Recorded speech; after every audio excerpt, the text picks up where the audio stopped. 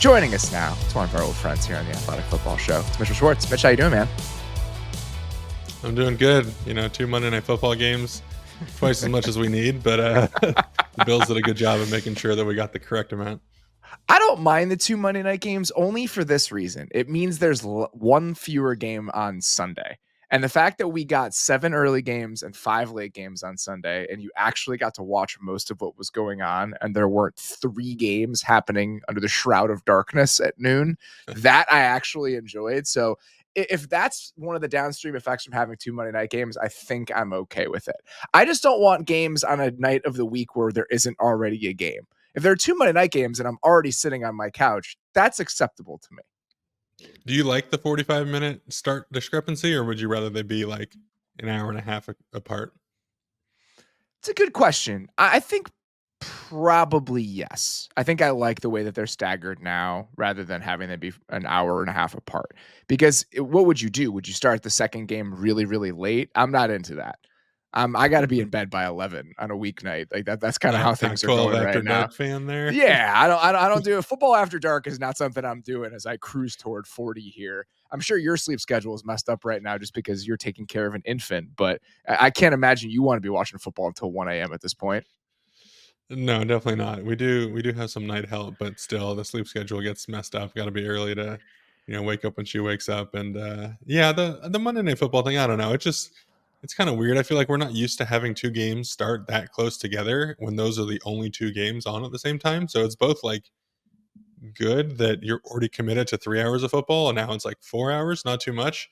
If you start staggering it, then it's like, okay, now Monday night I have to watch 6 hours of football, which feels a little daunting after all of Sunday. But I think Sundays, it's more just, like you said, the windows of how many afternoon games. If they could just make it like half in the morning, half at 3:25 local for Central Time, I think that would be the easy solution for all parties. My only gripe yesterday with the way that the games were broadcast, I don't need the picture-in-picture. If you either don't have a multi-view option or you don't have multiple televisions, I can't help you. I understand that is that's a lot of strong words. It's a lot of privilege talking, but like I don't need the split screen. I got both things going at once. I don't need you. And the split screen when I was watching, I guess it was the Jags-Bills game, and then they were showing the Washington Bengals game. It was like 15 seconds ahead of my actual stream of the game. So I was getting very annoyed. That was the only thing yesterday that was actually upsetting me. So if you want to be a person that sees both games, you need to put yourself in a position to see both games. And this isn't even a financial thing. Like YouTube TV costs like $70 a month. It's cheaper than your cable, I promise you. And you can watch both games at the same time. This is not a YouTube TV ad, but I do enjoy what YouTube TV offers me. No, that was a qualifying it, so you didn't sound so elitist with the dual screen comment. But that's earlier. what I'm saying. It's not even just like, well, let's just throw money at the problem. It's actually a less expensive option for you to be able to watch both games at the same time. Oh, I know. But Disney has to tell us that they own both ABC and ESPN, and you have to know that they're Congrats to them. Let's talk about those games from last night. Let's talk about the later game that kicked off that 45 minutes afterwards, like you mentioned. Washington beats the Bengals 38-33. And Jayden Daniels has a monster night. 21 of 23, 254 yards, 11 yards per attempt, 2 touchdowns, and a rushing touchdown in this game. The rookie record for single game completion percentage, 91.3%. Let's just chat about this performance and what you saw from Jayden Daniels last night. What were your main takeaways after taking all that in? Well, incredible performance. I mean, the thing that's going to stick with you is that last throw, the touchdown as he's getting destroyed on cover 0. And this is where the broadcast, I wish they showed another angle. They didn't really show him getting hit. They just kept replaying the catch because the catch was so great. But I was like worried that his arm got destroyed because he got hit right kind of as that right arm's coming down. I saw you mention that in real time where you were just like, he just got wiped out while making that play. This is impressive on more levels than you guys are talking about. Well, that photo where he's got the funky elbow, I was worried that he was going to legitimately have a funky elbow after like hitting that on a human missile coming for him. But no, I mean, that's everything you want to see in a quarterback, understanding what's happening on the field, the blitz, he's staying in there, he's taking a huge shot, he's delivering it with accuracy in a huge moment. It's kind of all those cliches you want to throw out of what you want to see in the quarterback. I think another takeaway, I wish he turned down like the Josh Allen slam into people meter by like 80%. Just like dial that thing way down. You're not 6'5", 255. It's going to catch up to him at some point. He's so dynamic running. You don't want to take that away from him. You just want him to be smarter when contact does come into the situation. And then, I mean, we're going to talk about the Bengals pass rush and lack thereof, but when you talk about quarterbacks, and some people like to use how they perform in a clean pocket as a more standardized method of evaluating a quarterback. Well, I mean, that was last night. It was a clean pocket every time, and we saw the best version of him. He can throw 90+%. And again, it's that last play. I believe there was another fourth down on that last drive, having to extend it, and makes a nice read and a nice pass to continue the drive. So yeah, just you're seeing the best version of that quarterback. Now, with the immediacy of the way things work, I hope we don't think this is the norm going forward, because it was a bit of an aberration in terms of a pass rush perspective from the defensive side. But it's hard not to get excited about what you saw from him last night. Yeah, I mean, he checked so many boxes, and we can talk about some of the things that stood out. Just mentioning at the beginning now, just the caveat for all of this, that is the worst NFL pass rush I think we will see on an NFL field this year. And there's a reason for that, right? The Bengals are missing 2 interior starting defensive linemen. Even with that in mind, though, it's BJ Hill and Sheldon Rankins are not saving whatever we watched last night. The Bengals pass rush and the Bengals defense overall is in a bad spot. I think we should talk about what that means for Cincinnati moving forward after we get to the Jayden Daniels stuff. But just couch this entire conversation in he was operating in the best possible circumstances for most of this game. That being said, the way that he played was extremely impressive. And obviously the 2 deep balls stand out as the highlight moments.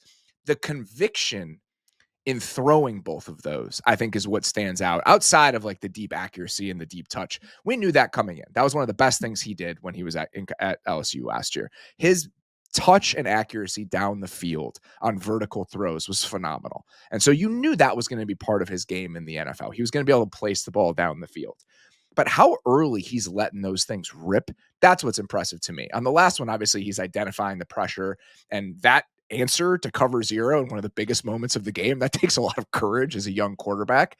But even the first one to McLaurin, if you watch where he lets that thing go against quarters, it's 2 steps before McLaurin gets by the corner. He knows that's a safe throw in that moment, and his guy is potentially going to win. So that was one of the things that stood out about those throws, not just where he put them, but when he decided to make those throws and the conviction that goes along with that.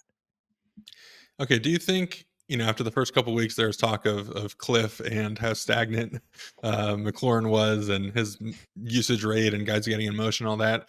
Do you think there's an element that the simplicity, quote unquote, of Cliff's offense is paying dividends already, that maybe Jayden doesn't have the volume of every other quarterback, so he can get more confident with like a slightly lesser package? Or do you think that was a better showing from Cliff last night as well?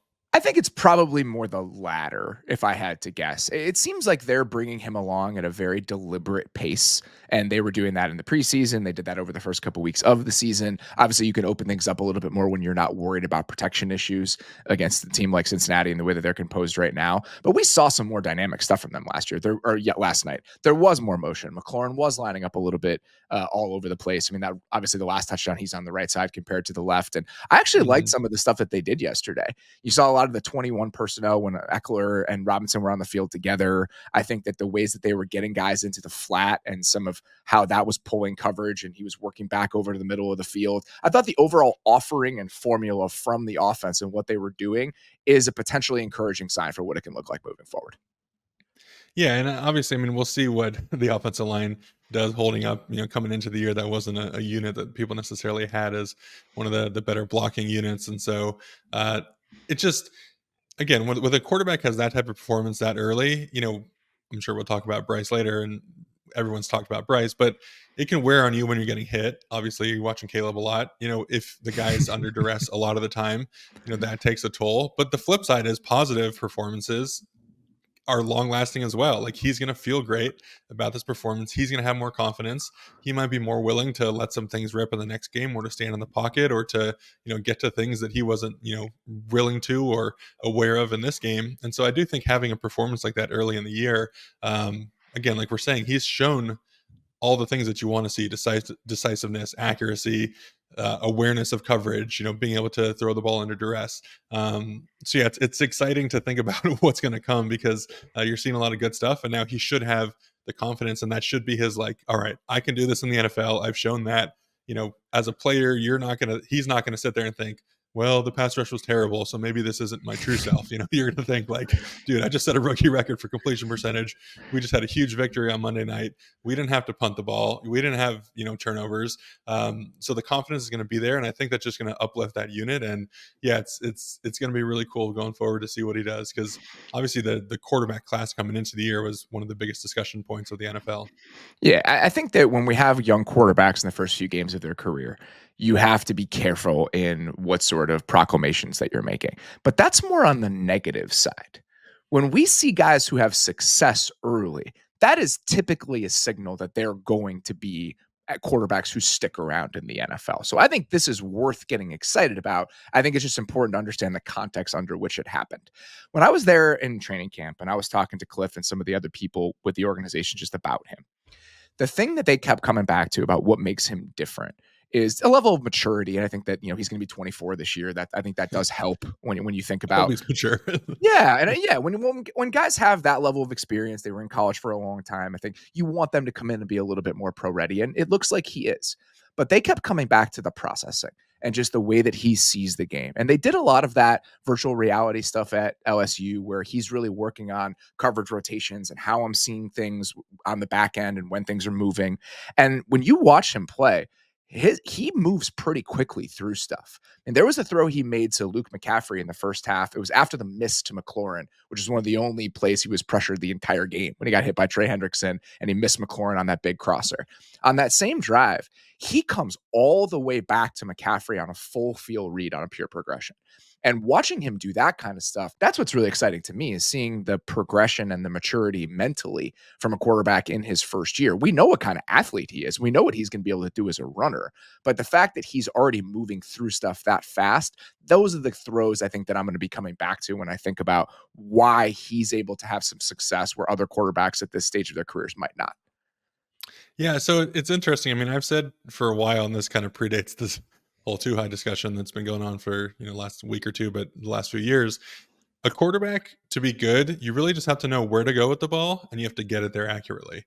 How all those things happen don't necessarily matter, but like the quicker you understand where to go with the ball and the more accurate you are, you're going to be a good quarterback. If you can add in escapability or a rocket arm or these other things, that puts you up the ladder. But like, I think with the way offense is down, with the way defenses are playing, there's now kind of coming back to more of the emphasis on the mental ability of the quarterback to be able to read coverages, to understand how modern defenses are playing.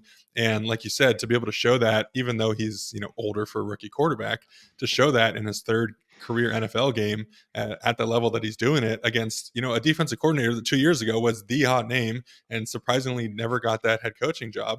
It's not like Anarumo forgot how to call defenses or forgot how to disguise coverages or any of those things.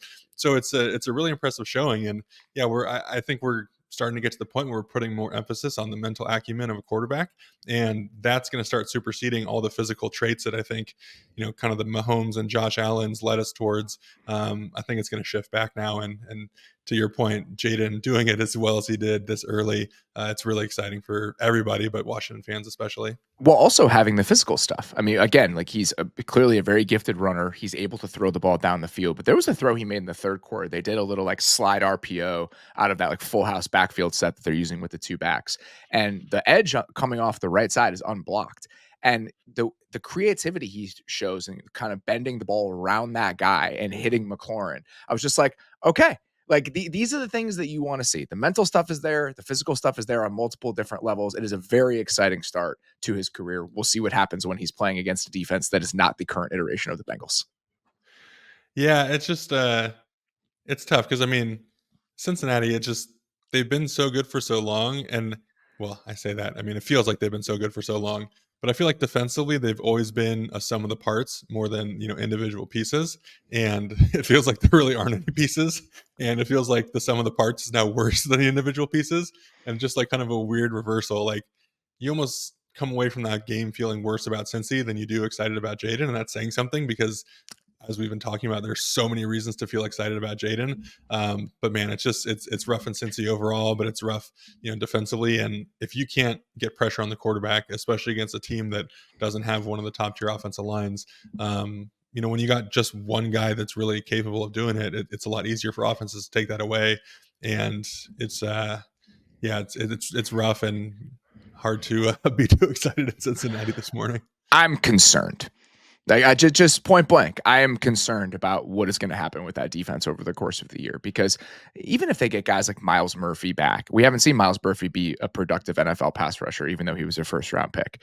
Everything about the plan on that side, where they were trying to restock the cupboard with all these young, highly drafted pieces and save some money because they were going to have to pay the guys on offense, the plan has not worked. And like you mentioned, the personnel is a concern, but this defense no longer feels like it's more than the sum of the parts. It feels like it is the parts, and the individual component parts are not very good.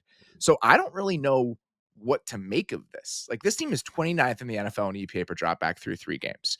They are one of the worst defenses in the NFL and have been. And I don't necessarily think that there's going to be some huge jump coming. So if the defense is going to be like a bad unit over the course of this year, even if the offense looks like it did over the last couple of games when Burrow is playing well and they're putting up a bunch of points, I don't know what that means for this Bengals team overall. This team is already 0-3, and I just don't know if that offense is going to be able to consistently lift them if the defense is going to look like this week in and week out. No, it doesn't seem like it's going to be able to. It seems pretty bleak. This might be like a reset year that you didn't really know was going to happen as the season started. But let's say it's a reset year. T. Higgins is on the franchise tag. He's going to be gone after this year, almost certainly. So this was supposed to be the year where, like, well, we'll pay T on the tag, we'll bring everybody together, we'll make one last run at this thing before we kind of have to take a little bit of a soft reset and figure out what we're going to do on offense. Well, the last run at this thing has involved an 0-3 start, and I think a pretty depressing outlook for what the rest of the season might look like. Yeah, I mean, it turns into a reset year in a Super Bowl contention year, and then that makes you worry about what next year, the actual reset year is supposed to look like. But yeah, the pieces don't seem to be there. I mean, obviously they wanted to draft and they wanted to go, younger and cheaper, and as players are developing, understanding who you have to pay, who you don't have to pay. But they also got kind of lucky with free agent signings that outperformed their contracts. The Trey Hendrickson one, the DJ Reader one, and that was the cornerstone of their defense for a while. Is those two guys, Mike Hilton, Chidobe Awuzie, Von Bell. I mean, they built this thing out of free agency, and now they can't afford to do that because they have to pay the offensive guys. Well, it's funny to think that Cincinnati built it from free agency, but yeah, it's they haven't paid Jamar, so maybe this is a reason that after this year, potentially they go 5-12 or something crazy happens, and they just say, like, dude, we need just like a total hard reset. Let's get rid of the guys, bring in assets. I mean, I can't see them doing that, but I would imagine if things keep going downhill, you're going to have to think about every scenario. I think we always thought and assumed it was going to be Burrow and Chase for the next 10, 12 years, and that was going to be the cornerstone of the offense, and the offense was always going to have this high ceiling because of those guys. But if the offense has a high ceiling, I would say Burrow isn't performing to his best standards right now. There's some throws he's leaving out there. I think the wrist looks like he can make the throws, but whatever reason, some processing stuff's been a little off. Yeah, if you don't give up the ball at all and you don't have any punts and you still lose the game, like, it's hard to win in the NFL. And down that's, 2 again, scores going against at the end of the game. Not even just lose the game. Don't even have a chance on the final drive to put yourself in a position to win it. That's crazy. The fact that you again, it wasn't against not turn the ball over. Yes. or Buffalo, or it was against Washington, which could end up being a great team. We don't know that yet, but yeah, there's nothing promising to take away from that Cincinnati performance, and it just makes you ask a lot of questions, and it makes you worry a lot because it's a dire state. There's like everything seems wrong and off, and there's no simple, like, well, we just start tackling better, we just start blocking, like, we just start executing. Like, there's no simple answer. Like, we came into the year knowing the run defense was going to suck, but that's okay, because if you can rush the passer and you can do creative things on the back end, you can survive in today's NFL.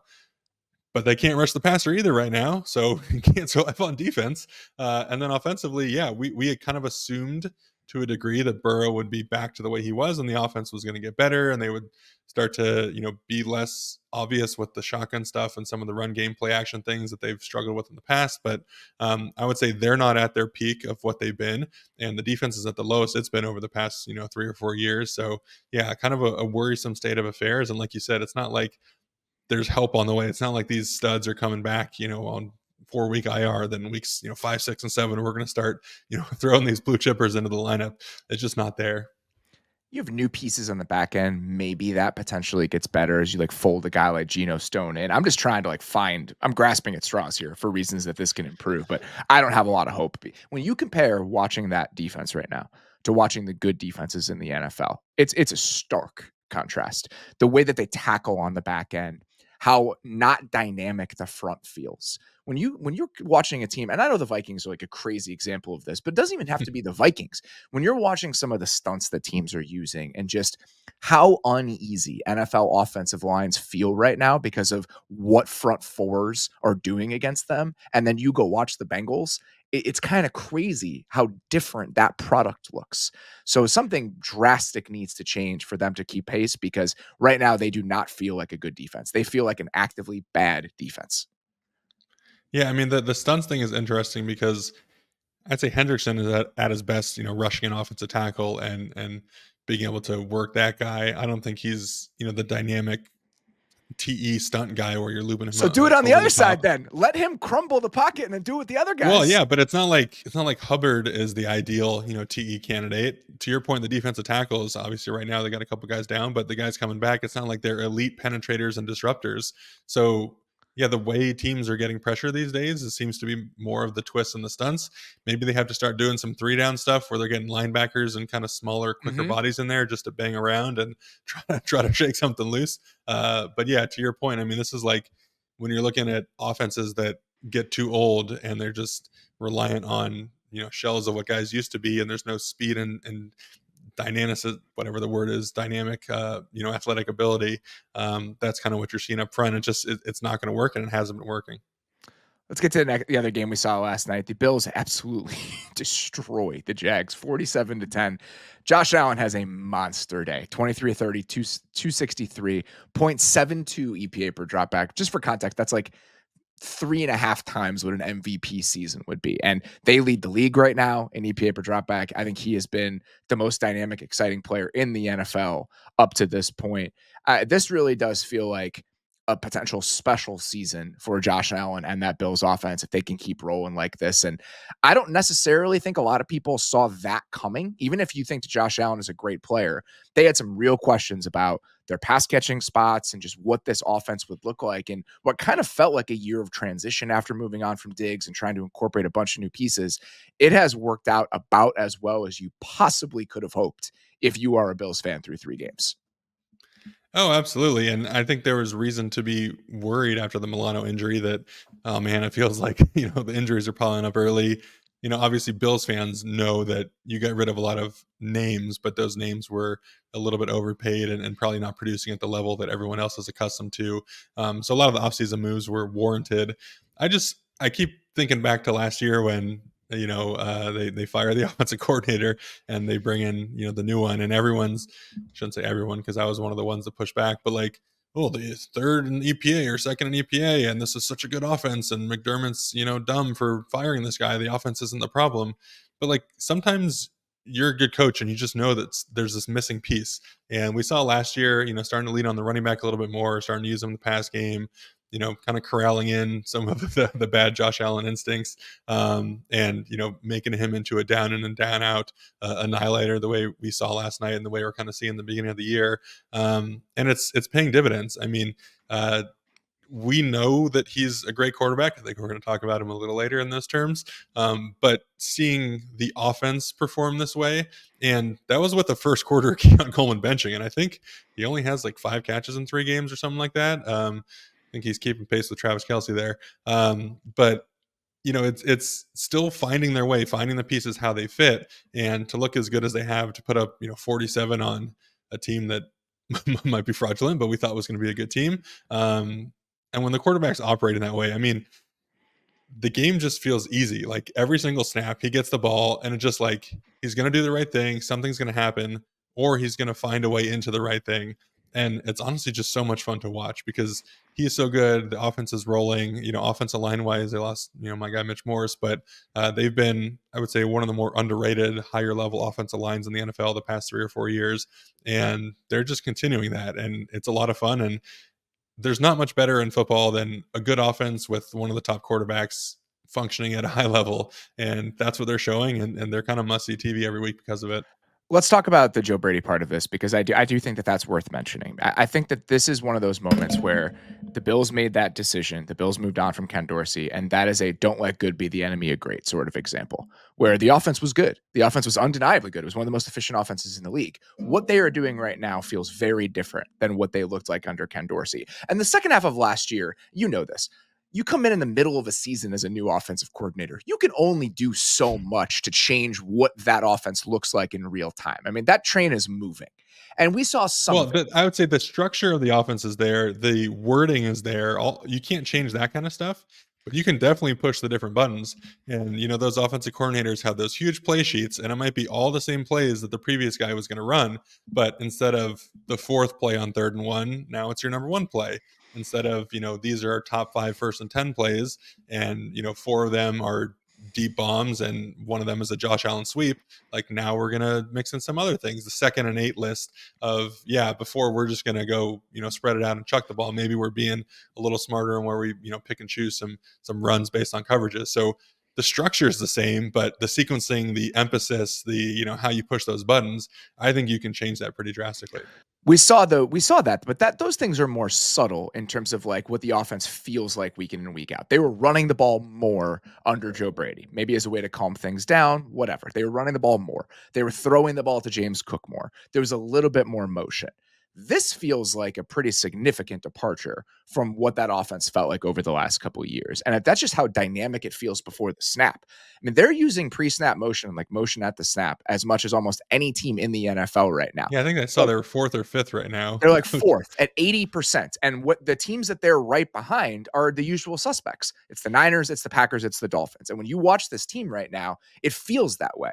I mean, you can think of the examples from last night, that 4th and 1 play to Khalil Shakir, some of the stuff that they're doing with Curtis Samuel. I think that they're being really thoughtful with how they're using motion within this offense. And the other element of this is they're doing it for a quarterback who's gaining a lot of information from it. And as I think about why the Bills right now feel a little bit different than the Bills over the last couple of years and why the receiver changes matter a little bit less, it's because Josh Allen is in command right now. If you watch what they're doing pre-snap, they're getting to the line of scrimmage with like 16, 17 seconds left on the play clock. They're doing all these motions. He feels like he's in total control. Just watching him use cadence to get a little bit of information. It's like, all right, I saw you take a step. Now I'm going to send a guy in motion. I probably know what you're in, and I probably know what the pressure is. And this reminds me a little bit of watching Mahomes last year, where you have this guy who has been a force of nature physically for a huge chunk of his career, but now he knows the answers to the test. And Mahomes last year was handling all the pre-snap stuff. He was handling all the protections, doing stuff that we don't typically see NFL quarterbacks do anymore because so much is being taken off of their plate. I was talking to someone in Buffalo today, and I was just like, just for my own edification, he's doing pretty much everything, right? Like my mind isn't playing tricks on me as I watch the broadcast copy. And he's like, oh, no, yeah, he's in control of everything that we're doing right now. It's a little bit with the center, but for the most part, he is the one leading everything. That combined with what he is as a physical force of nature, that is a terrifying proposition. And I think that is what you are seeing right now and why this team feels a little bit different. Yeah, it's a good point you bring up with motion and using that to your advantage. I've had some offensive coordinators in my day, and one of them, it felt like we did a lot of shifts and motions, and it didn't feel as tactical. It felt like that's what we're supposed to do, or that's what other teams do, and we're just going to do that because when you motion 2 tight ends from a wing formation and you fake the wing and you line them back up, we might get a man zone tell, but it just didn't feel as weaponized as we see with today's NFL. So yeah, giving the quarterback the answers before, and I think that's what we talk about, these motion rates and all these things. Like, teams aren't just doing it to do it. most of the time it's to gain information. Some of the time it's to gain leverage or to gain an advantage where they've seen, if you line up in a stack formation, you're going to get a pressed corner and someone behind him, and you might not like that for the, initial jam on the receiver, and it might throw things off. But if you motion a guy to a stack formation, they're not going to get down into press formation. So now that's a tactical advantage. So we're building our guys free releases and they can get into their routes quicker, all those things. It's not just like, all right, well, the Chiefs are doing it, so we're just going to send a guy in motion because against this team, this is what they did. Like, that's where, that weaponized version of motion and formations and shifting and all those things comes into play. And so, yeah, giving Allen, I think he's always been a pretty good processor. Sometimes he's short-circuited. And he really is very smart. We think about him as like big dumb boy, throw ball hard, but he is very smart. He's smart. I think he's just very competitive and very confident in his ability to make anything work, and not as worried about the downside of what could happen if he makes one of those choices. So again, giving him more answers to the test before it's happening, to your point, is a scary proposition. And also, I think you mentioned this, that he is getting to a point where the mental side of it is becoming easier. It's becoming more refined. I mean, again, all these quarterbacks are going to keep getting better mentally, and they're still under 30 years old. Like, I think we think of quarterbacks like Peyton Manning and Tom Brady and Drew Brees, like the stuff they were doing mentally was, ahead of their time and ahead of their peers. But for the most part, that was getting into their 30s and getting into the late 30s. These guys are in their 20s and they're pretty much operating at similar levels. And it's so impressive. They're just going to keep getting more experience and more information. I mean, in 10 years, we're still going to be watching Patrick Mahomes and Josh Allen, and they're going to have 10 more years of playing experience behind them. And it's crazy to think about. I've been saying this since day one on Mahomes.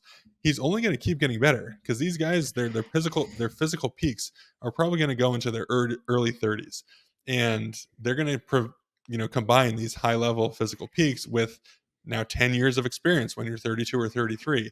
So it's a lot of fun. I think Allen's finally reaching that kind of the crescendo of the experience meets it's converging. physicality.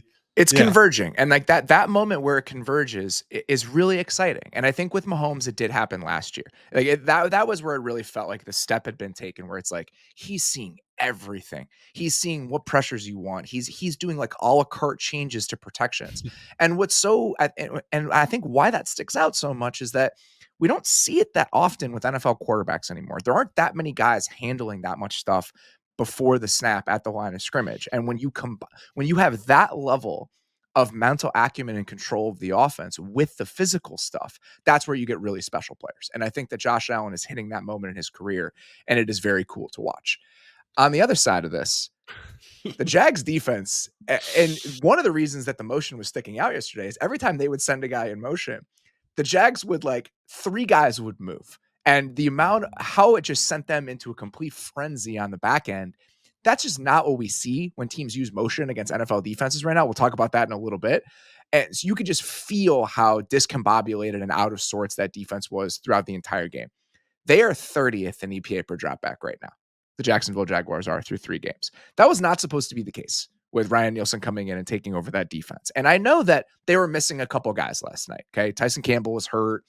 Darnell Savage also missed last night. So you got Monteric Brown in there for Tyson Campbell. He struggled. He was one in coverage on that Keon Coleman touchdown. I don't really want to hear it. Like, they played against the Bills defense last night. No Matt Milano, no Teron Johnson, no Terrell Bernard. And you don't even notice because of how cohesive it all feels. Sean McDermott's been there for 8 years now. There's more of a sense of this is how we play. This is how it's all supposed to fit together. But at the same time, Tyson Campbell and Darnell Savage should not be the difference in the defensive performance we saw last night from the Jags. Well, I mean, we started talking about Cincinnati, especially when you have, 2 first-round picks at defensive end who are supposed to be game wreckers. And for the most part, three if you include Armstead, 3. Well, yeah, and just in terms of the actual Jacksonville first round picks. But yeah, I mean, again, it's supposed to be happening up front. That's supposed to be kind of the bread and butter, being able to get after the quarterback. So when it's not, everything gets affected on the back end. And when you're missing a couple guys, then it gets amplified. I think this gets into the larger discussion that's going on about Jacksonville today, which is it coaching? Is it Balky? Is it a combination? Is it, Shad Khan going to clear house by week 6? Like, like you said, the defensive coordinator is supposed to come in, and we were all kind of excited to see him work with the pieces that admittedly are there. I mean, Josh, Alan Hines has shown that he's an elite pass rusher. I think, Trayvon Walker, the physicality, the size, growing him into an NFL pass rusher. I think there was some optimism coming into the year. You put Armstead in there, who's been probably an underrated chess piece in defenses. I don't think people who aren't as clued in realize how much he can align across the front and allow you to do, certain things in nickel, certain things in base defense, certain things on third down packages. So using those three guys in any combination that you wanted should be the recipe for a really, I wouldn't say dominant defense, but a pretty good one. Just if you say, all right, I got these three defensive linemen and I'm able to play them in a specific way, in today's football, and like we talked about the stunts on the twists and the ability to use athleticism and power and strength and length, which they have crazy length with those three guys, but it just hasn't come together. So again, that gets back to, is it acquiring the wrong guys? Is it acquiring the wrong coaches, coordinators? Is it the head man who just can't seem to get anything right? It's an interesting discussion, and unfortunately we're here in week 3 with Jacksonville already. Josh Allen, I think, had about 35 dropbacks last night. He had 30 attempts, and I'm sure there were some scrambles in there, which that's another part of this. Like, his sense of when to take off and when to use his legs is more pronounced than it's ever been if we're talking about converging skill sets, but that's a whole nother conversation. So 35-ish dropbacks last night. How many Jags do you think had more than one pressure in that game yesterday, according to Next Gen Stats? How many? More than 0. One. There was one guy on that defense who had 2 pressures last night. Everyone else had 1 or fewer. They dropped back 35 times. Yeah, that's one of those things that's not even like the rate set. It's just the total amount. It's just the total. One guy had 2 pressures in that game. It's crazy.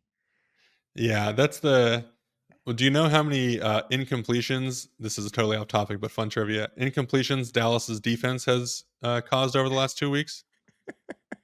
It's probably less than 10. Correct. It's 8. 2 games, 8 incompletions. So similarly mind-blowing. It's funny that we're going to have a conversation in like 5 minutes about why offenses are struggling against all these crazy good defenses. And we've seen so much bad defense from like 5 units over the last 2 weeks. Yeah, that's what makes things fun. Every time you think you got something kind of figured out in the NFL, kind of gets flipped all around. But no, I mean, again, Jacksonville. So let's dig into this. If we're trying to be diagnostic here with where the issues are with the Jags and what needs to happen. Obviously, Trevor throws that horrendous interception last night, that's just a bad ball. That can't happen. But for the most part, I do think that he's pretty far away from like what is the most concerning problem that the Jags have right now. So if you're trying to figure out like, all right, these are the issues, this is what needs to be solved over the next year for this team to take a reasonable step forward, where would you start? Man. Well, typically you'd look at, quarterback, offensive line, defensive line. I think those are still kind of the 3 things that you look at, because you can have the Cincinnati version where it's, Burrow and the weapons. But I think for the most part, teams that are successful long-term pair quarterback with offensive line and then kind of figure out the weapons from there.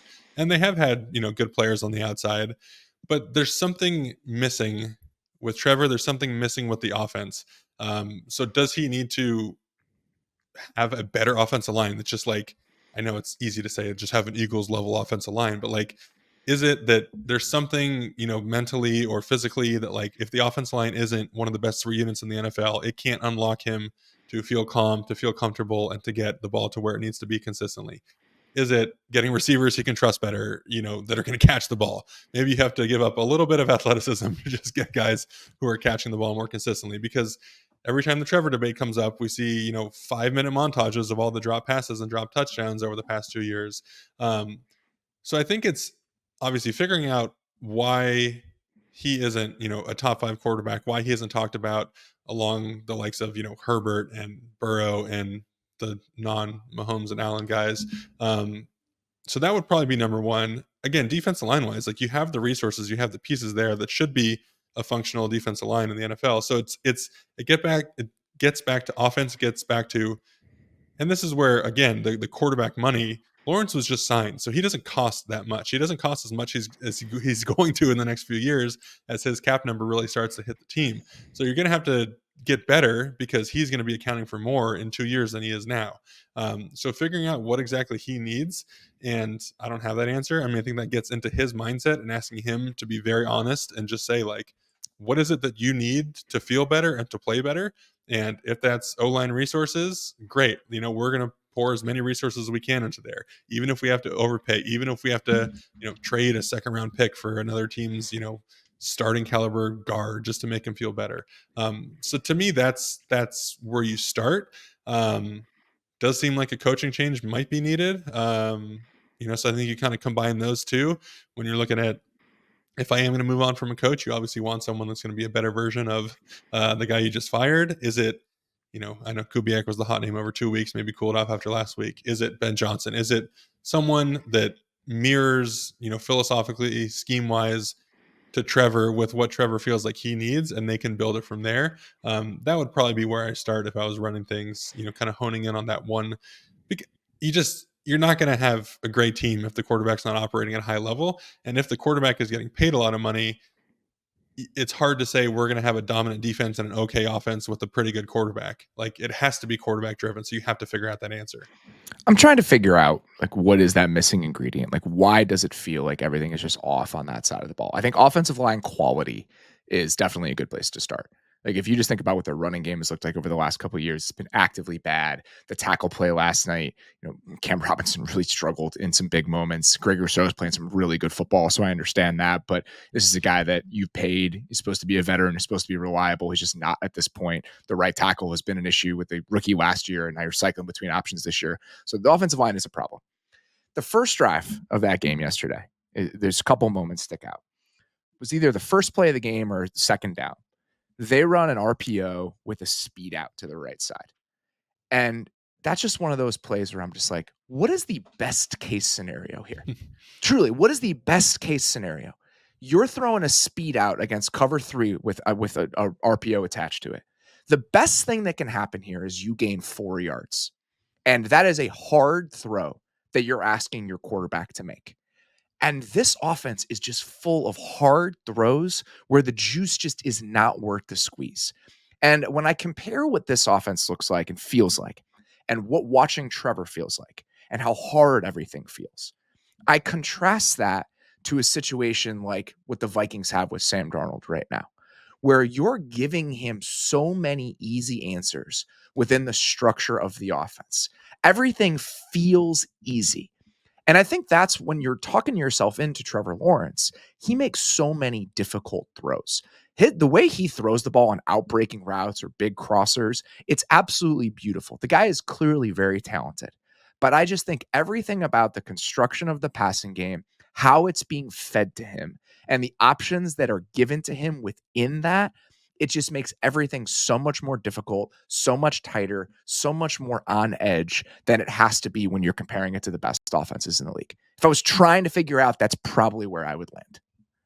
Yeah, and I mean, you mentioned offensive line, I mentioned offensive line, but I think you would have to, again, this is where it gets to, like, we need to ask Trevor and have him be honest, because Herbert didn't seem to be as affected by a poor offensive line, the first few years in his career. Like, it just didn't seem to really bother him that much. He was really good at evading pressure. It didn't seem to, like, affect his footwork, didn't seem to affect his accuracy. So there are some quarterbacks where they're more okay with bad offensive lines. Again, the answer from Lawrence might just be like, man, it'd be really nice to just run like Shanahan style outside zone and then play action, pull up, 12 That's what I yard thought over, they were going to boom. do this year. And when they do that, the under center play action that they use is the best part of their offense. When they use under center play action, he looks really good because I think that it allows him to play a little bit looser and you're creating space within the offense that doesn't really exist in their drop back game. The problem is you can't run under center play action 30 times a game. So every time they do something else, I mean, there's just so many, like they'll be an empty, it's 1st and 10, and he's throwing a stick to the tight end. And my thought, what is the best case scenario here? You're throwing this into traffic and it's going to be a 3-yard gain if you complete it. So there's just something that feels fundamentally off about the way that they are teaching this, the way that they are feeding it to the quarterback, and what it is supposed to feel like. So I think that it kind of gets back to like Andy Reid style coaching trees and offensive coordinators that left. that is no longer like what the Chiefs were doing with, run game and RPOs and easy throws. That's no longer like the quote unquote easy thing to do in the NFL, to your point. And you don't see Andy Reid or a lot of his disciples lean into the Shanahan McVay style under center stuff as much, because that's just not it's not old Scott. It's not old school West Coast football. So it's not like the origins of the playbook, and it's not new school Andy Reid either. And so you go back to like Nagy in Chicago. There were the 4 or 5 games of Mitch Trubisky where I think they just turned over the OC to Bill Lazor, and he just ran an under center, run and play action, and we're going to make this as easy as possible. And Trubisky is going to go 21 for 30 for 217 yards, averaging 2 yards down the field on average completion. But like, you can make the quarterback look good in those offenses, and to your point, you can give them easy answers. And I think there's just a little bit of a disconnect now, and we're seeing this in the Chiefs offense too, to be honest. Like, there aren't those just like easy, I'm just going to turn my back to the defense. We're going to make sure the linebackers suck up. There's a, massive void behind them, turn around, boom, dot him. And sometimes that is a bad thing. We talk about, Purdy and some of the other guys, they're just spot throwers. And if a guy happens to be in the spot on defense, they're still going to throw it because that's where they're supposed to.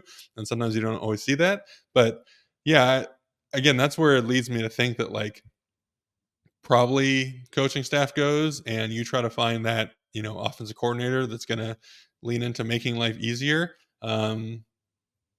Because it's one of those things, like if they knew the answer, they wouldn't be 0-3. They would understand what Trevor needs. So it's hard to pinpoint, but yeah, it comes back to making the quarterback also, I think, like feel validated and feel part of the, discussion. You want him to be the leader of the team, the leader of the offense, the one who's driving things. So I think making him like part of the solution is the way to go. And yeah, it's tough when you're in that situation. You don't want anyone. Well, you don't want to be 0-3. You don't want to be staring down the barrel of a terrible season when you're supposed to be one of the better teams. From ownership wise and kind of top level team organization, you don't want people questioning why you just paid a quarterback a bunch of money. You want it to be very apparent, like, this is why we gave this guy all this money. And unfortunately, there's just a lot of chatter around, like, was he worth it? Is he a top guy? Like, all those things. That's just not what you want to see. You want Lawrence to be fixed. You want the conversation to turn to the Herbert side, where the quarterback is awesome. Everyone else around is the issue, and we're going to figure it out from there. Yeah, I think that we need to learn some lessons about context around quarterbacks. And you would hope that if you make this guy the highest paid quarterback in the league, he can transcend anything that's happening around him. I just think that we overstate how easy it is to do that. Like, there are probably 2-3 guys in the entire NFL that you can just drop into any situation and they can look like competent NFL quarterbacks. Yes, I think there are 2 guys. I think that's probably the answer. And so if you put Trevor Lawrence into, again, I'm going to keep coming back to this and it seems like simplistic terms, but if everything just feels a little bit easier, because when you watch this offense over the last couple of years, everything feels really hard. And how much of that is on him because of some of the decisions he's making and where he's trying to go with the ball? We can have that discussion. Like, there's that throw he tries to put to Gabe Davis down the left sideline. It falls incomplete. There's a 3-man concept to the front side, and he decides he's going to take his one-on-one. We can have a conversation about what the decision should be in that moment. But I think overall, if you just think about the construction of the offense and what he's being asked to do, it feels a lot harder than what the good NFL offenses in the NFL are doing. And I think that until there is a pretty significant shift to that sort of situation, we're going to be really frustrated with the Trevor Lawrence experience. Yeah. This gets, I was trying not to chuckle while you were talking because I was thinking of like, well, what's your biggest strength? Well, let me tell you about my weaknesses first, because my biggest weakness is my biggest strength. But like, there's probably an element that Trevor shows so much in practice and in games that they're thinking like, we don't have to do the easy stuff anymore. We can go to the high level stuff, and he'll turn high level into easy if it's not presented. And, I think that's where the Chiefs offense is. I think, again, kind of gets back to that more, Andy Reid-ish tree. We're going to make the offense as complicated as the quarterback allows us to, and we're going to put more on his plate because he's shown that ability. We saw that after Stafford got to LA, McVay changed the offense a bit, and the quarterback, the onus was more on him. If you plopped Stafford into the base level, 2018 Jared Goff offense, it would still look a little different, but he got there, and McVay was able to expand the playbook and be able to put more on the quarterback. So I think there is an element that Trevor is probably so advanced that they're giving him the hardest version of what an offense can look like because they think he can do it. But that's where, like, the RPO with the speed out, like, that's supposed to be the easy play. But when the easy play is a 4 yard, I'm going to catch it and go out of bounds, like, that doesn't become easy anymore. That becomes, I have to It's be also a hard pinpoint with throw. this. It's not an Right. easy throw to make. Right. So yeah, that's where, like, those hard play actions from under center, even though you're turning your back to the defense, like, those are easy because you move guys off of spots and you create huge voids where you no longer have to be pinpoint perfect. And that, I do think, like, offensive line wise, the backside of power, the backside of duo, the backside of an RPO, like, those are nice breaks. Those are, I just need to get into my stance, basically take one kick, touch my guy, I got him. Like, it's a nice mental refresher. And when you're asking the quarterback to do 32 hard things in a game versus 17 hard things, like, it uses strength, it uses your energy, it zaps you. And I do think there is a toll that it takes, and we probably overstated a bit because, again, the Allen and Mahomes don't get, I shouldn't say fatigue, that sounds bad that, like, Trevor gets fatigued, but it's true. Like, the more easy things that you can have throughout the game, your confidence builds, you feel better, and when you get to the hard things, maybe subconsciously you are able to pull the trigger better, you are able to find the open guy, you are able to throw that thing with accuracy. It's just everything. You started this with the context of a quarterback, everything is so interconnected. It's just hard to know which things have greater effects on a guy than some others. Yeah, and I think that we'll continue to have that conversation about Trevor Lawrence and this team if they continue to struggle, and it seems like that might be the case. All right, let's dig into this. This is something that we've danced around a little bit on this show in various forms, but I think that it's a conversation I'm interested in, and I feel like it's so multifaceted that you can't really hit all of it in one segment on one TV show or one segment on one podcast. So I wanted to take a really holistic view at this in terms of why we think that offenses around the NFL are just not having the success that they had, let's even say 5 years ago. I mean, you were a member of the 2018 Chiefs. You understood what it felt like when offense was easy in the NFL. And if you're watching the Chiefs right now, or you're watching pretty much any offense in the league that's not playing against the defenses we saw last night or the Cowboys, it's a little bit of a tougher sledding than it's been in recent years. So if you were trying to pinpoint the number one reason in your mind why this is happening, where do you think you would start? I do think it gets into the too high discussion, the defensive structure discussion.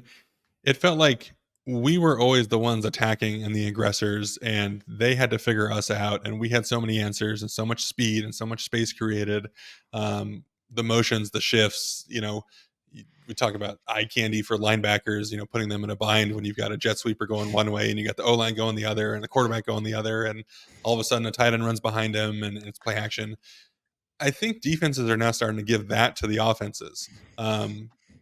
This gets into disguise. I mean, Flores is his own animal, so we don't necessarily have to discuss him. But But I just in do terms think that of, that is a signal of where the league is right now, because even if people aren't yeah, doing it to that extreme, I think a lot of people are adopting ideas adjacent to what the Vikings are doing. yeah, and again, it gets back to the Fangio, Staley. You start in a similar-ish shell, and now right before the snap, right at the snap, post snap, the quarterback's having to try to figure things out. I mean, coming from the Pete Carroll tree of single high, cover three, pretty much know how everything's going to be run. And so it's this, eye candy version of defenses now making offenses have to adjust after the fact or on the fly, where before it was more static, it was more obvious. Because if you line up in, Tampa 2 and the middle linebacker is a little bit deeper than the other two guys, and it's obviously Tampa 2, like, quarterbacks are pretty much going to eat that up to a degree. But if you start disguising it and all of a sudden a corner runs across the formation with the receiver, which has been a man zone tell for as long as football existed, and now, like, the backside defensive end is playing the flat because they ripped the cover too late. That's like, oh my god, I couldn't believe this happened. We used to play Tennessee and they would run that inverted version of cover two, and we'd be so excited, on the field, like, oh, this is invert. Like, you started to see those things, and it was crazy that they could run cover two with the safeties at 8 yards and just sprint the corners back, and the Yeah, safeties that become the seems flat cute defenders. now. Right. Yeah. So, like, the way defenses have evolved to throw the eye candy at offenses, we just came off talking about making offense easy for the quarterback. now defenses are making offense hard for the quarterback because they're putting so much on that guy's plate, so much deciphering, so much figuring out. And there's still a lot of, routes and route concepts that are, if is it cloud, is it cover two, is it cover four, is it whatever, that it's not just the quarterback that has to make those decisions. It's also the receivers have to be seeing the defense the same way the quarterback is, and they have to run the right routes. They have to run the right adjustments. They have to be on the same page. So you're making so many guys try to figure things out as they're flying around full speed. I do think that's an element of it that isn't getting talked about or covered as much. That it's not just this coverage takes away deep routes and you're forcing quarterbacks to be patient throwing underneath stuff and attack when they will. I think just quarterbacks are having so much more to think about and to react to after the fact that it strains what everything can look like on offense. Yeah, I think that's exactly right. And I think if I'm trying to pinpoint one thing, it's how murky it all feels on the back end. It's not that you have two high safeties and you're taking away explosive plays.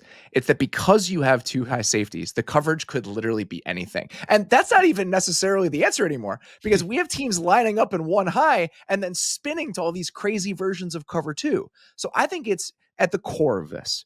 I think the biggest issue is that we had a moment, let's say 7-8 years ago. And I think 2017 is a good kind of thing to pinpoint here because that's when McVay and Shanahan get to LA. And then in 2018, you have Mahomes step in, and that feels like a real moment for NFL offenses. At that point, offenses could manipulate defenses in a huge variety of ways. There were so many different things you could do to an NFL defense to make them react the way that you wanted to. And one is just we have beaters against whatever coverage we think you're lining up in. If we send one guy in motion, we know it's man. These are our man beaters. If you're in single high, we know it's going to be one of two things. These are our cover three beaters. But you can't just dial a bunch of beaters anymore because you don't know what the coverage is going to be. You don't know what it's going to be pre-snap. And a lot of the time, you don't even know what it is post-snap. So I think that the ability to manipulate defenses has really been sapped from NFL offenses. I had a conversation last year because I was really interested in this topic. I had a conversation with an NFL defensive coordinator who was on the Ravens staff in 2018. And he was telling me about the joint practices they had against the Rams. And he said, I went home after that practice and I was like, they have built something that is perfectly engineered to mess with us, like to destroy us. And it was all of the condensed splits. It was all of the bunches. It was all of the stacks. It was all of the jet motion. Well, defense is a problem solving game. And over time, as you get exposed to those things more often, you start to develop rules for how to approach them. There was a moment 7-8 years ago where a guy would go in jet motion and four guys on the defense would move. That doesn't happen anymore. That was Like fun. yeah, it was fun, right? It was an easy way to play offense. Those days are gone. The ability to manipulate defenses is just those strings are so much harder to find for offenses. And I think that offenses have struggled to regain the high ground in that battle. And then I think what you said is completely right. We flipped it on its head where now defenses are manipulating offenses. And I think the biggest area where that is in terms of, all right, these are your rules and we know how to fuck with them now in the same way offenses could in 2017 is in pass protection. Like what pass rush plans look like on defense right now feels similar to what those motions and stacks and bunches felt like for offenses in 2017, where we're going to be in these 5-0 looks. We're going to have a linebacker walk down. We know what your rules are, and we know exactly how to manipulate them. And we're going to run all these stunts and games. And because we have better players, better athletes, and we understand how to manipulate and snap your rules, we're going to make it really, really, really uncomfortable for you in the pocket. Okay. So now, if the quarterback is sitting back there and the coverage can unfold in any way, and he can't just have an easy answer versus, I know what this look is, this is my option. And he has to hang on to it for an extra half beat because there's uncertainty.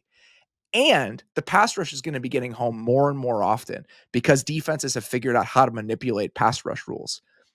It's going to be pretty hard living for the quarterbacks back there. And I do think that that's kind of the place that we've arrived in the NFL right now. Yeah, and to take it a step further, I mean, there is an element that when you are playing too high or some sort of zone coverage, the quarterback has to make a decision. And this is, a crazy thing I didn't even realize really till I got to the NFL and started hearing how those guys talked. zone coverage kind of comes down to one person the quarterback needs to make a decision off of. Like you're Mhm. creating this triangle and, there's all these different guys, but essentially you put one person in a bind, he makes a decision, you make him wrong, you throw to the other guy. That takes time. If it's man coverage, you kind of know who's going to be the guy you're throwing to. You're not like waiting to see that Tyreek Hill's open. Like, it's man coverage. This is the guy that's supposed to win. I'm probably going to throw it there. You can make decisions quicker. You don't have to wait to see how it unfolds to get rid of it. Similar to that Jayden throw last night. Like if he had to wait to see, was it cover zero? Was it a zone? Is the safety gonna, sit on a inside route to let a post, develop behind him? He gets creamed and the game's over. But no, it's cover zero. That means they're playing man. That means I've got a guy one-on-one. There's some still shots. I don't know if it was Barnwell or someone else throwing the dots. That when he throws it, McLaurin's like 5 yards behind the DB, but Jayden knows that the guy's going to be in the spot he needs to throw it to, and it's man coverage, and he's probably going to win. So he throws it. So that's another element, that zone and murkiness forces the quarterback to take longer to make that decision, to wait to read out that one guy and what that decision is, and then I can throw it. Well, now you've got, to your point, protection breakthroughs, and you've got just defensive lines that are better than offensive lines.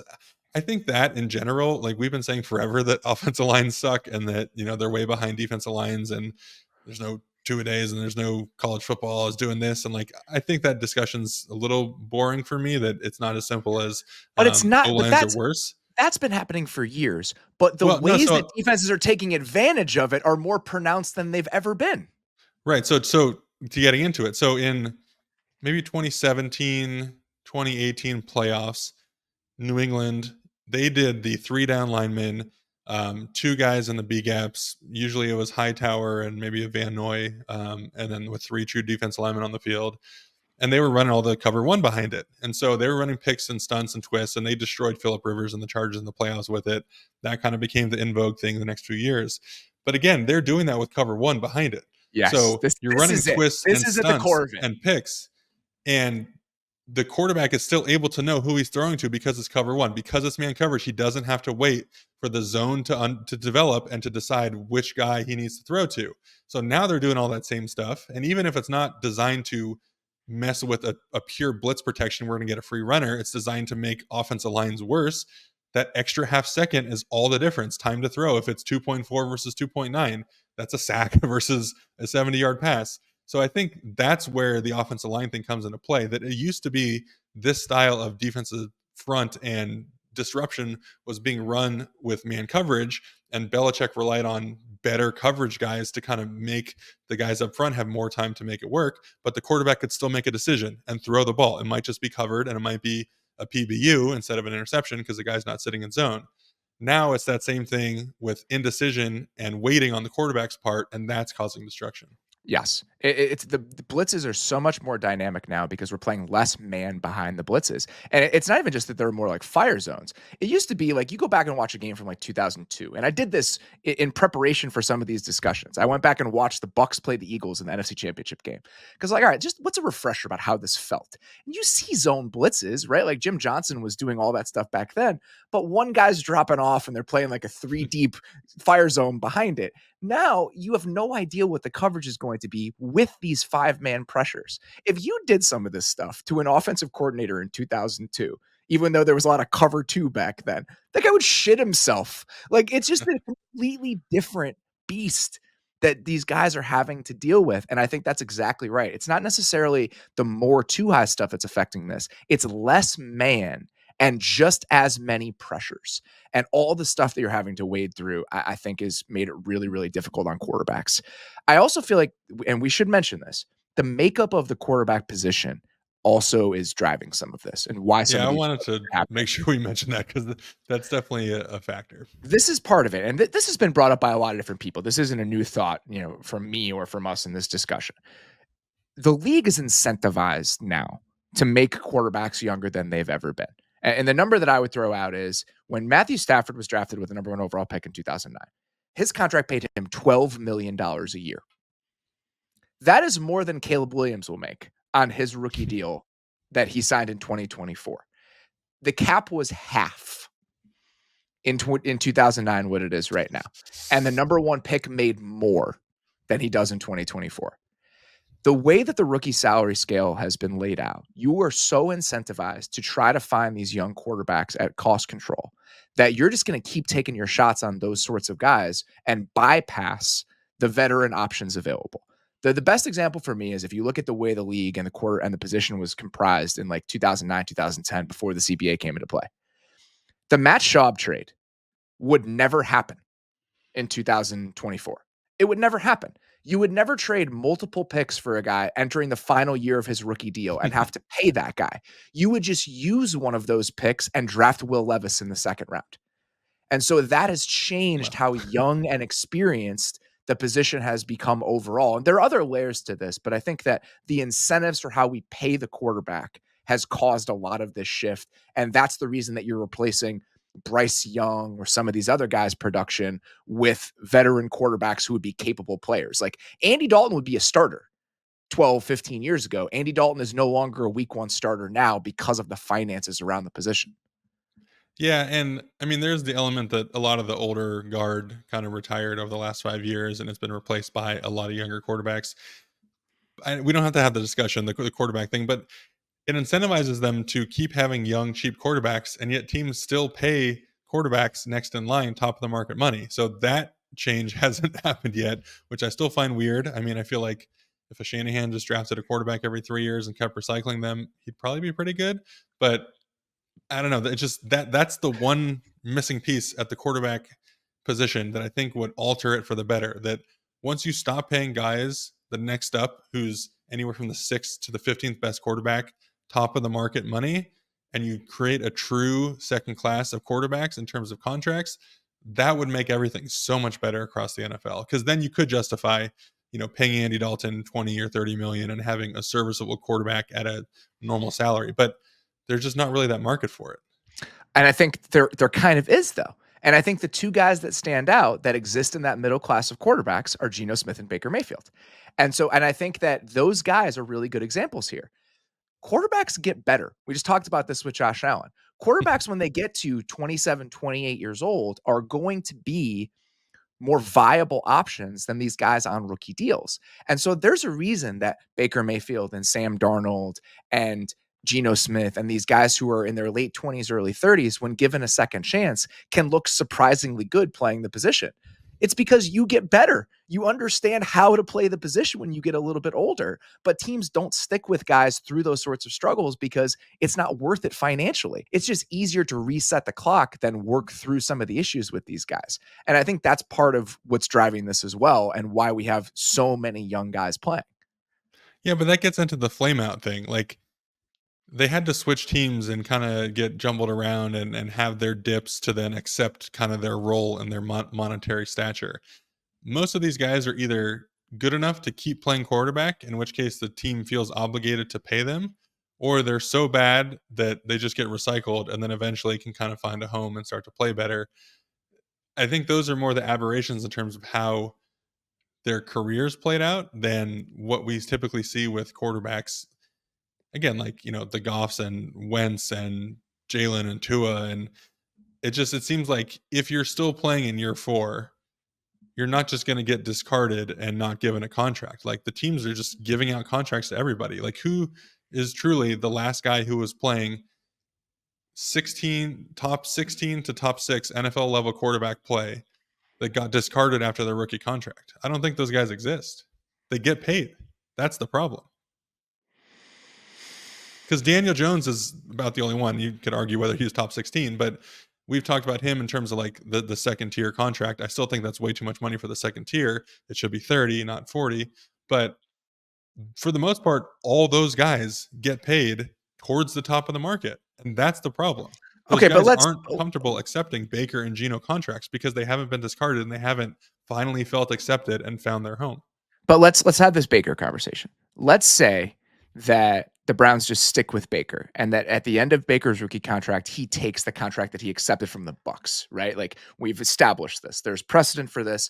Your agent can ask for that sort of contract and not be immediately fired because that's how the NFL works.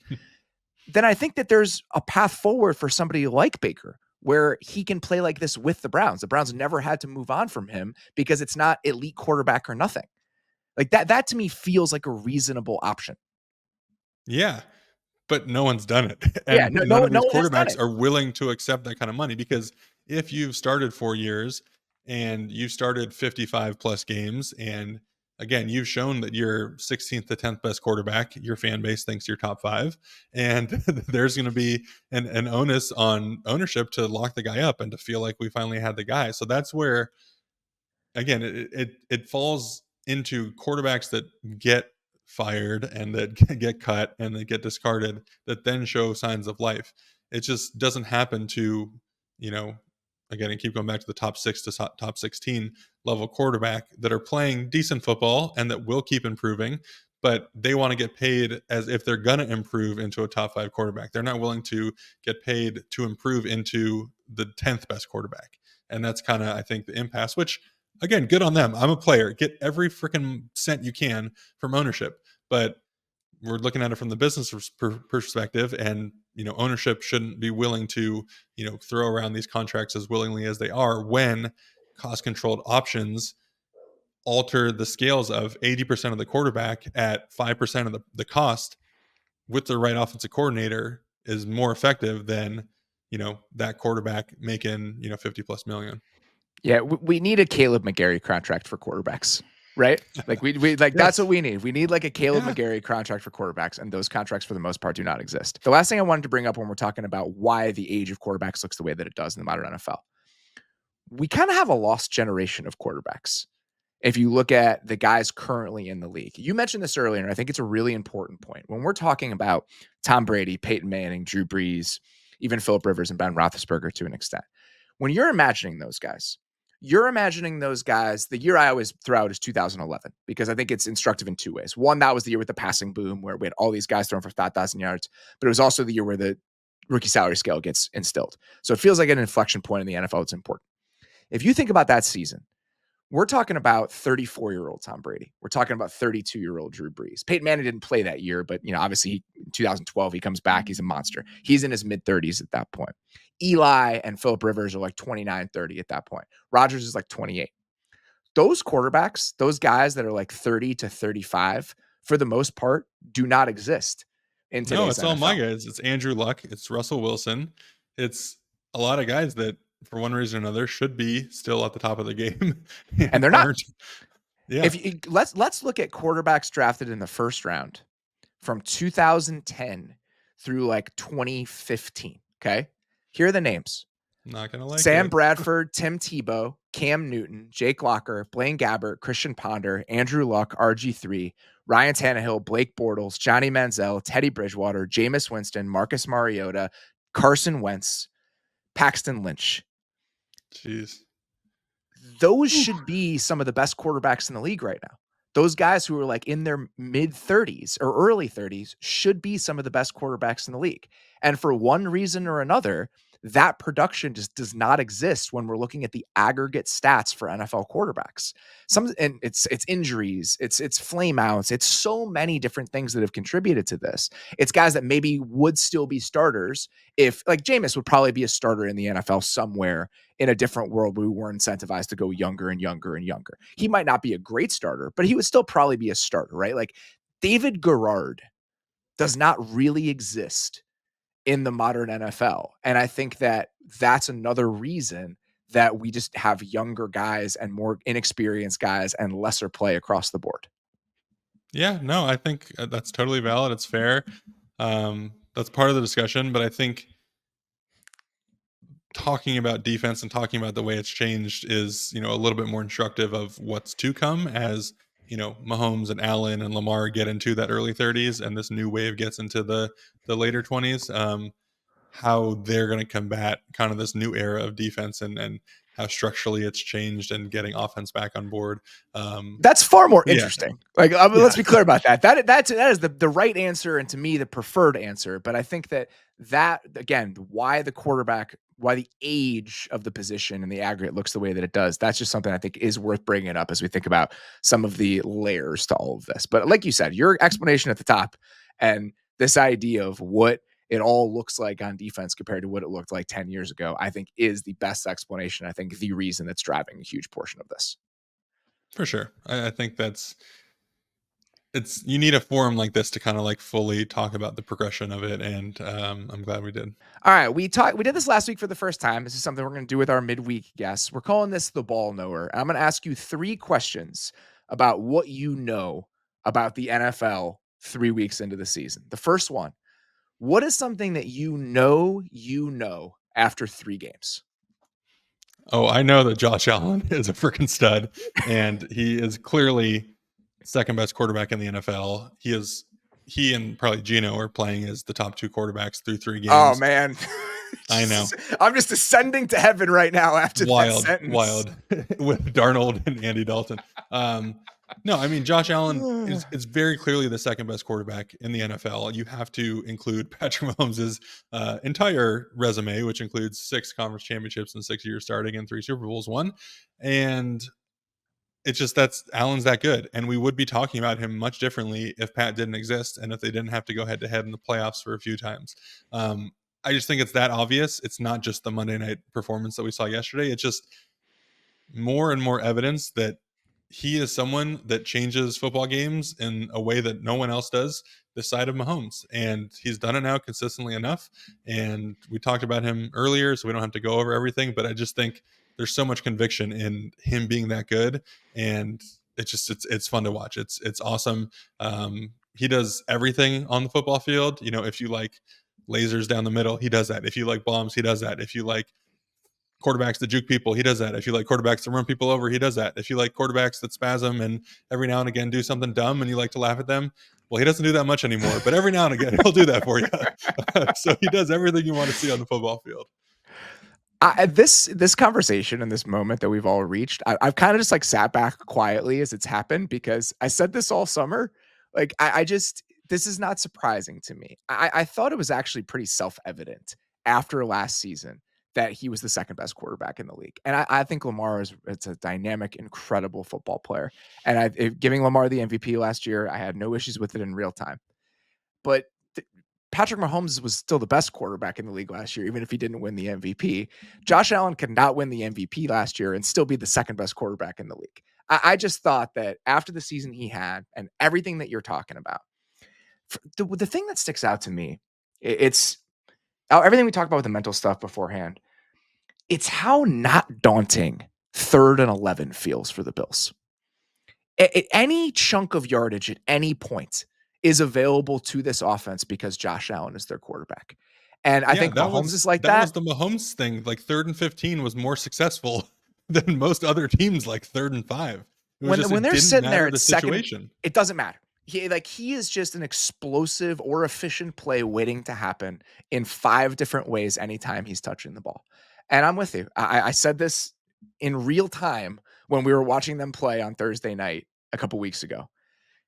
If Mahomes didn't exist, we would be having a very different conversation about Josh Allen. He's a special player. He's the second best player in the league. He's the second best quarterback in the league. I've believed this for some time. And watching things kind of shift that way and this being potentially his look at me, look at what kind of force I am sort of season en route to the MVP would not be the least bit surprising to me. And I think it's going to be a fun ride if we do actually get to take it. Yeah, absolutely. I mean, I don't have much more to add. I think we're both pretty convicted in that. Again, it's just obviously I'm a Chiefs fan, but I love good football. I love good quarterback play. It's exciting to see someone play the position as well as he does, especially as we just talked about in this era of declining offense. It's just great. It's great for him. It's great for football. Great for Buffalo. Hopefully he can, have some success, I should say more success come playoffs to kind of validate his career in a way that, Super Bowls tend to validate quarterbacks. All right. That's something you know. What is something you think 3 games into the season? I think I know that Minnesota is actually legitimate and a very good football team, and this is going to be one of the best. This is exactly the right answer to this question. Yeah, I mean, I don't know what they've shown that isn't sustainable. I mean, yeah, Flores, you might have more, film on him and start to kind of find these minute tells in the defense. I think he's going to keep evolving. I think if they really just wanted to line up and play normal football, they still have horses and they still have pieces up front to play, a more normal-ish version of we're just going to line up and we're not going to try to be all fancy and we're just going to come downhill. I don't know about that. That's the one thing I'd probably push back on. I'd be a little bit worried about what that run defense looks like if they were just going to line up and play normal football. Well, again, I think if run defense is the worst part of your football team, that's usually okay. Totally. So that's where I get into like the thing that they do the worst is run defense, sure, but offensively it all seems sustainable. And there's the Darnold section of the internet that's claiming victory laps, but it does seem like he's playing successful football that's not just an aberration. The defense does seem like Flores has a beat on the rest of the teams, and now he's defeated two amazing offenses that we were all excited about and that typically have a lot of good answers against what defenses do. So yeah, I think I know that they're a really good team. And are they the best team in the NFC? Like totally right now? You could argue that because, Detroit doesn't look like, they did last year. I think they're still really good. I'm not saying that they're not, but I think they've looked like they're down a notch or so. San Fran, record wise, obviously not there, but injuries and those things starting to accumulate. Rams more injured than anybody. Packers we're still excited about, but loves injury and maybe didn't look quite as sharp and as good as people wanted in that first game. So yeah, I mean, Philly looks terrible. Dallas looks not great. Could they be legitimately the best team in the NFC? You think and Philly it looks not be terrible? Ooh, I mean, pass rush non-existent on a defense that prides itself on pass rush. I just think things still Jalen look Carter was really really the only one making things happen in that game, and he was doing it against an offensive line that was, doing a lot of shifting around after a mid-game injury. Yeah, and like I just still think offensively something's missing. Like obviously Sirianni doesn't seem to be pushing the right buttons. Kind of a Kramer, what is it exactly you do here situation. I should say terrible to expectations. They're not a terrible football team overall, but like based on what we thought they could be and their best version of themselves and getting excited about the pieces plus the coordinators. But just relative to Minnesota, I think Minnesota has looked way better and way more sustainable than what Philly's done. So yeah, I think I know that they're legit. Yeah, I don't have a lot of pushback on that. I've really enjoyed watching them, and I just think that the pieces that they added on defense, and just when you have a good team, when you have a team that's surprising and just feels a little bit different than you expected, you need contributions in unexpected places. You need it all to kind of come together at the same time, and I think that's what we're feeling with the Vikings. They go out and they get all these guys in free agency, and I think that pretty much every single person that they sought out has been a positive add for them. Blake Cashman, Andrew Van Ginkel, Grenard, even some of the cheaper pieces they went out and got have played a role. And I just think that Flores is doing something that no one else is trying to do. And now that the players are better, it looks more dynamic and even scarier than it did last season when it felt like they were just kind of white knuckling and holding on for dear life. I'm excited to see what that looks like over the course of the year. I'm curious, and this isn't even like a criticism. I'm curious when teams have more film on, all right, this is what they like to do out of this cover zero look. This is the way that they're trying to get into this version of cover two. Do they have a slight change up on that stuff? I think the answer is probably yes. I think that Flores deserves the benefit of the doubt at this point, but I am curious, similar to the way we talk about offenses, it's like, okay, we've seen what the fastball is. When you have to start throwing the off-speed stuff in week 11, what does that end up looking like? I don't doubt what Minnesota's answer to that question is. I'm just curious what it ends up being on the defensive side of the ball. And then you talk about, again, contributions from Pat Jones, what Metellus has been, Cam Bynum, these guys that are cheaper pieces within the overall ecosystem of the roster that are now positive, like plus players for you. It's coming from every different direction. And I think you could make the same argument on offense, like what Blake Brendel has been for them and the way that their offensive line is currently playing, how they can assert themselves running the ball in ways they couldn't last year because the line looks better and Aaron Jones is just so much more dynamic than the backs they've had in the past. And the bet that you're making with a guy like Sam Darnold is Kevin O'Connell is one of the dudes. We are going to get the best version of whatever quarterback we're dropping into this because of our offensive structure and how we built this thing and who the main voice is at the top of it. Every box, check, check, check, check, check, check. Like that's what this team feels like right now. And I don't know that the one devil's advocate the point I would make with the offense. The Darnold whoopsies have not come back to bite them quite yet, right? He threw the pick to Fred Warner, but the ball has been on the ground a bunch of different times and they've not lost it, right? Like he has Yeah, I done mean, some crazy shit. historically, he likes to give the ball back. So Yes. So let's I just think say that that's probably not entirely eradicated from his game. that's never going to be eradicated from his game. But I think that down to down, he's playing really good football. The decision making has been very sound, and it's. I talked with him about this during training camp, and I think you're seeing it. Like there is a feeling with how he's operating within that offense right now of, I don't have to be Superman. We got the best receiver in the NFL. We've got a system that makes sense. You guys like Jalen Naylor. Like Jalen Naylor feels like a nice piece within this overall offering. Like it all has come together in a way that I understand. And it's a little bit surprising, but very exciting. And so I do not disagree with you. I think that that's right on. What is something that you want to know 3 weeks into the NFL season? Okay, so I say this with a big sigh. I want to know why running backs aren't like superstars the way they used to be. I feel like the running game is back. Everyone's excited about the run. Teams are playing too high. We're starting to pound the football. And it just doesn't feel like it's still a running back central league. And I feel like we grew up watching football. It was all about the running backs and all about their importance. We've talked about the dying running back position the last few years, and you look at the top guys and Saquon, it's Saquon. He's got star power, but it's still like Philly's offensive line and Stoutland and their structure and Kellen Moore. And still, you talk about the excitement of Saquon, but it's still kind of couched behind like, well, it wasn't there in New York and it is there in Philly. So clearly it's like offensive line related.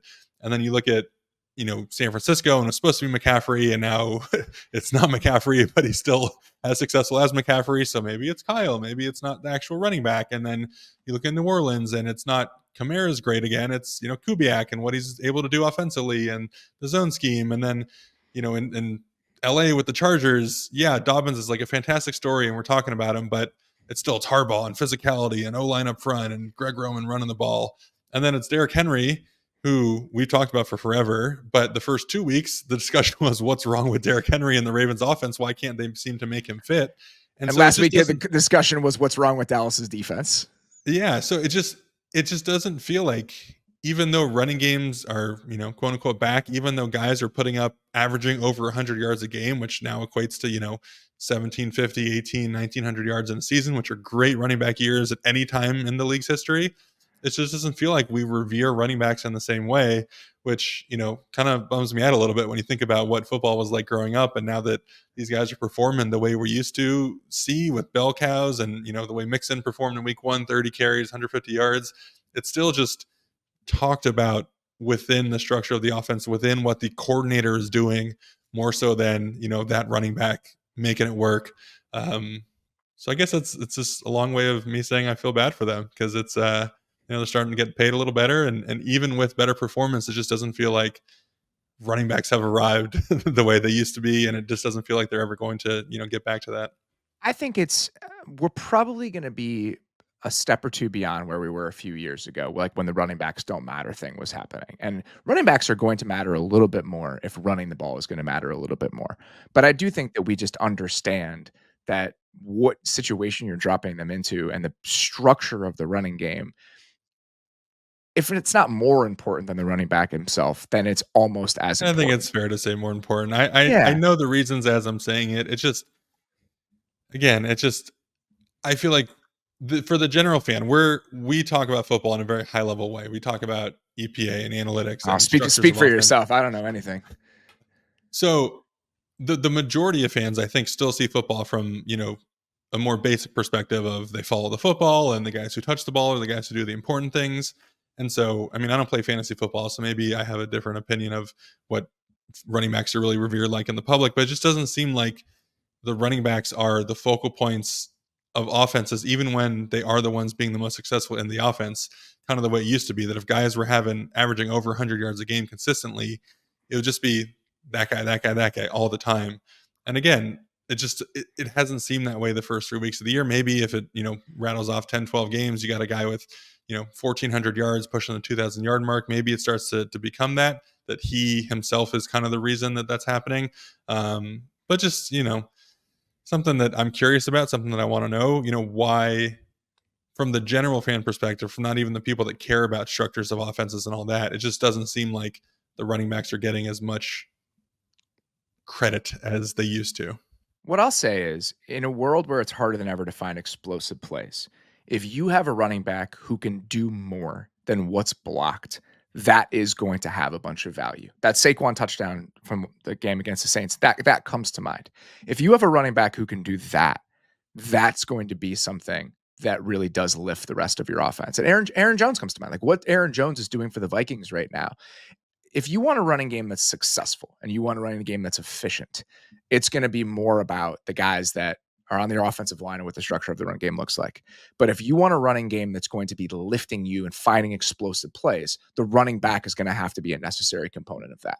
So I do think that element of it is one area where some of these guys who are truly exceptional talents, they can stand out and we can talk about them being just difference makers based on like the current balance between offenses and defenses in the league.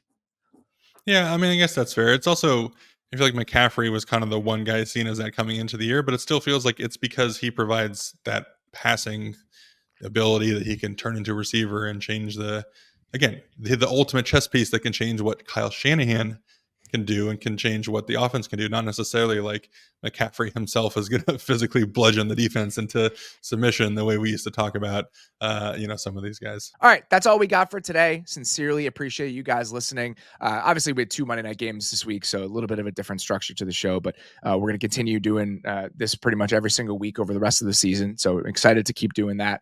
For now, that is all we got. We will be back on Friday with our week 4 preview with Derek. Until then, I appreciate you guys listening. We'll talk to you very soon.